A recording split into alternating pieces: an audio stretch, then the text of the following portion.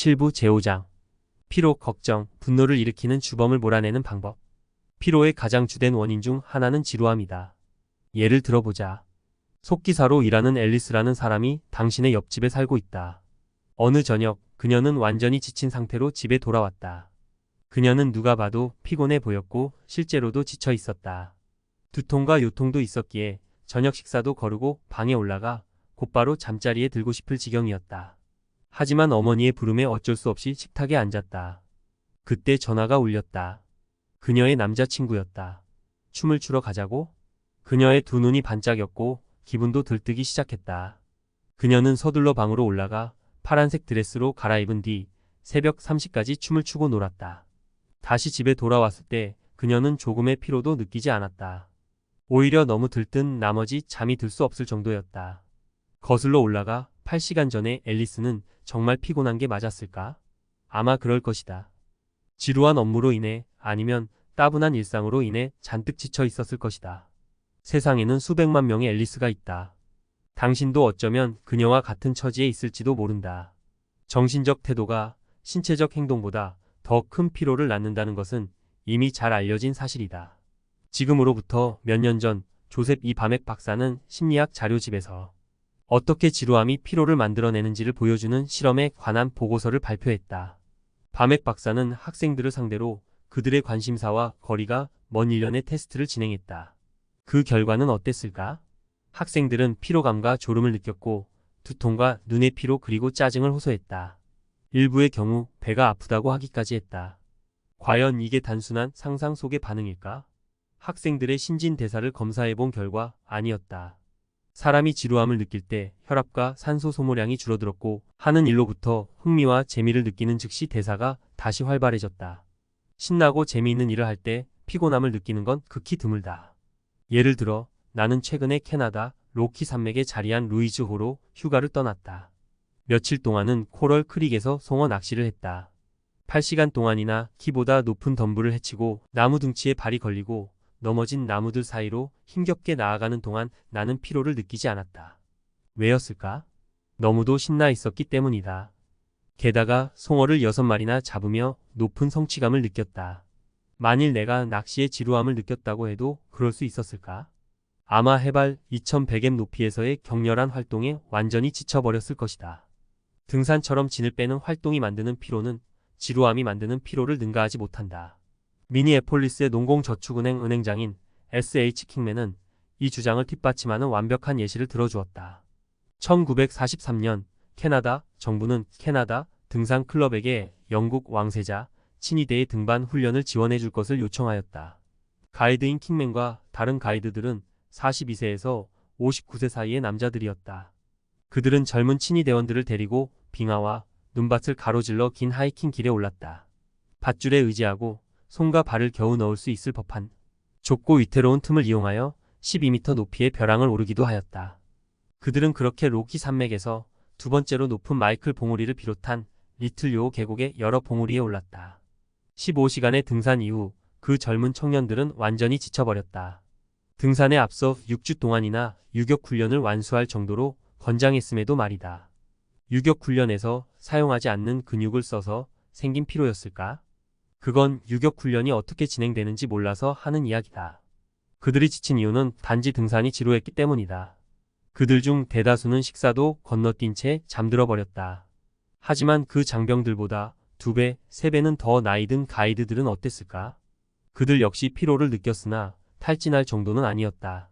그들은 저녁 식사를 하고 그날 있었던 일들을 두고 여러 시간을 떠들다 잠자리에 들었다.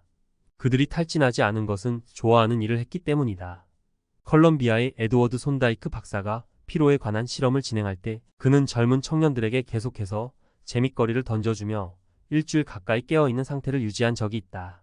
실험이 끝난 뒤 손다이크 박사는 이렇게 말했다. 일의 능률을 떨어뜨리는 가장 큰 원인은 지루함입니다.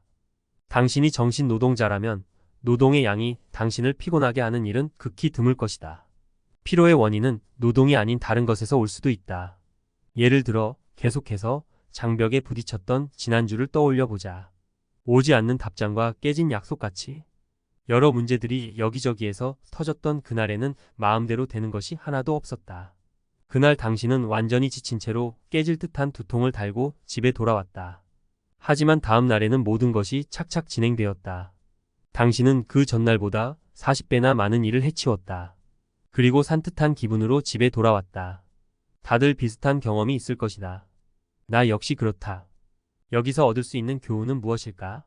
바로 우리가 느끼는 피로가 노동이 아닌 걱정, 좌절감, 분노로부터 생긴다는 것이다.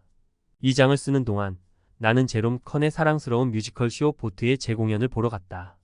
코튼 블라섬의 선장 앤디는 한 노래에서 이런 철학적인 이야기를 들려주었다. 운이 좋은 사람은 자신이 하는 일을 좋아하는 사람이네.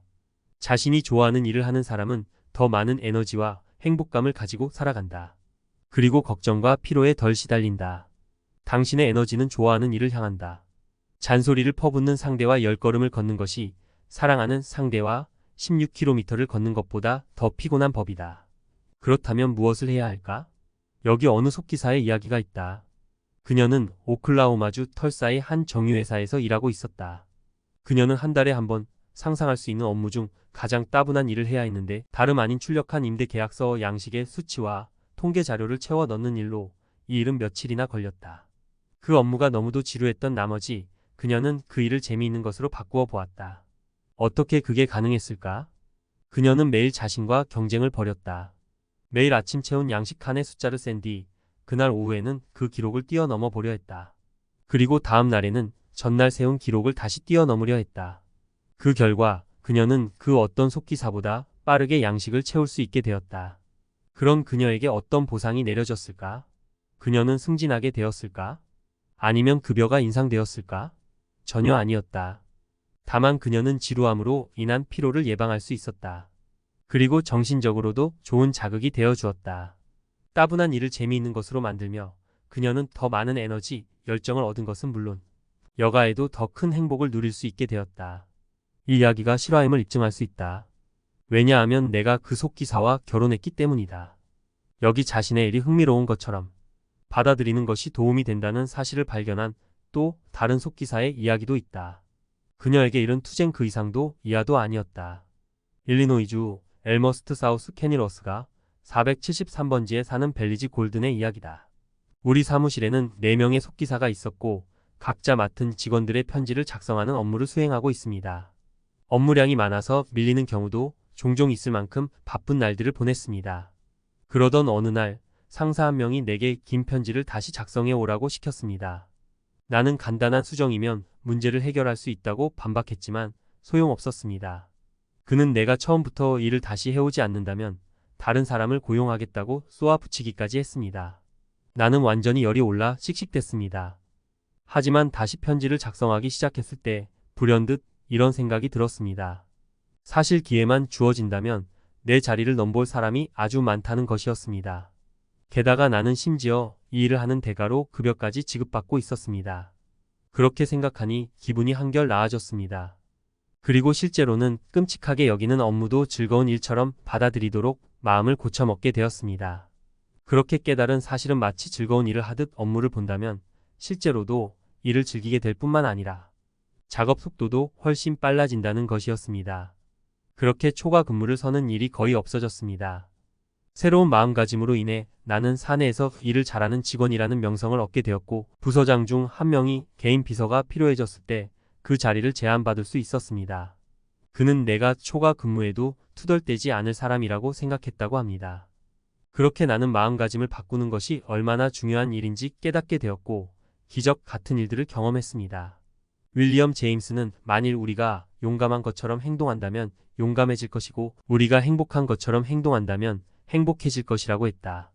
벨리 골드는 사실 이미 오래된 이 철학을 적용한 것이다. 당신의 일이 즐거운 것처럼 행동하라. 그러면 실제로도 즐겁게 일을 할 수 있게 될 것이다. 그리고 피로, 긴장과 걱정도 완화시켜줄 것이다.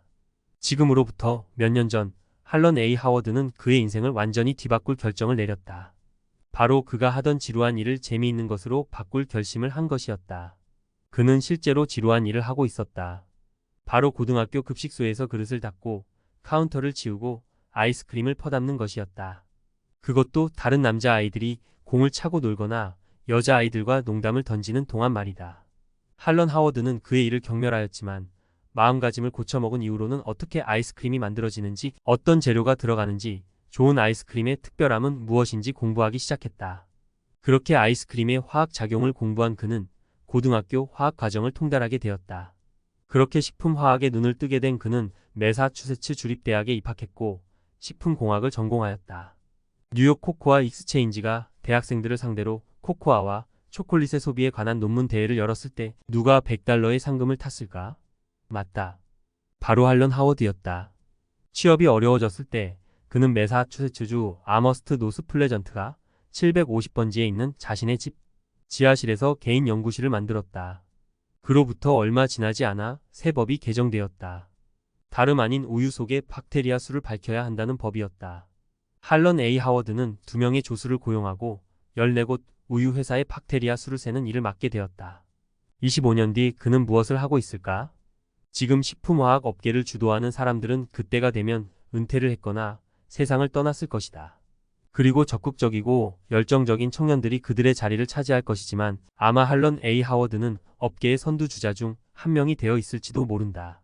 반면 그가 아이스크림을 팔았던 다른 남자아이들은 취업에 실패하고 정부를 저주하며 자신들에게 기회가 주어지지 않았음을 불평했을 것이다. 하워드가 지루한 일을 재미있는 일로 만들겠다는 결심을 하지 않았다면 그는 그 같은 기회를 얻지 못했을 것이다. 몇 년 전 또 다른 청년 하나가 볼트 제조 공장의 선반 앞에 서서 같은 고민을 하고 있었다. 샘은 자신의 일을 지루하다고 생각했다.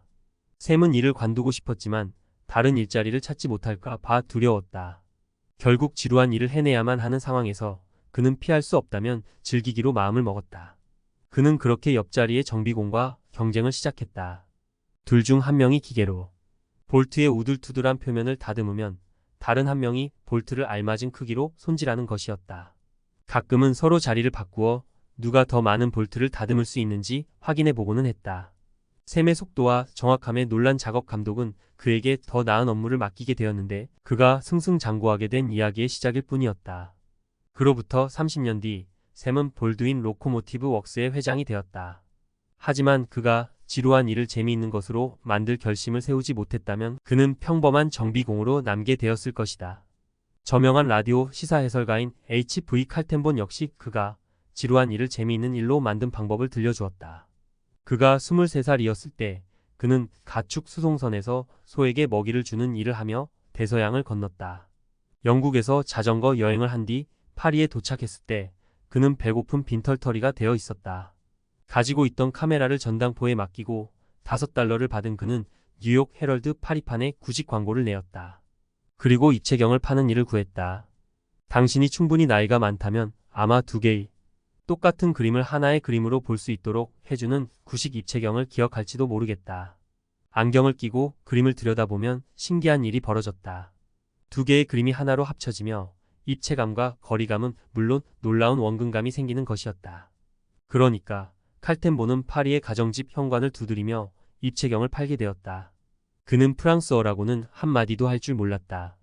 하지만 그 해에만 그는 판매 수수료로 $5,000를 벌었고 프랑스에서 가장 높은 임금을 받은 세일즈맨이 되었다. 칼텐본은 이 경험이 하버드에서 보낸 1년보다 성공에 필요한 더 많은 자질을 갖추게 도와주었다고 고했다.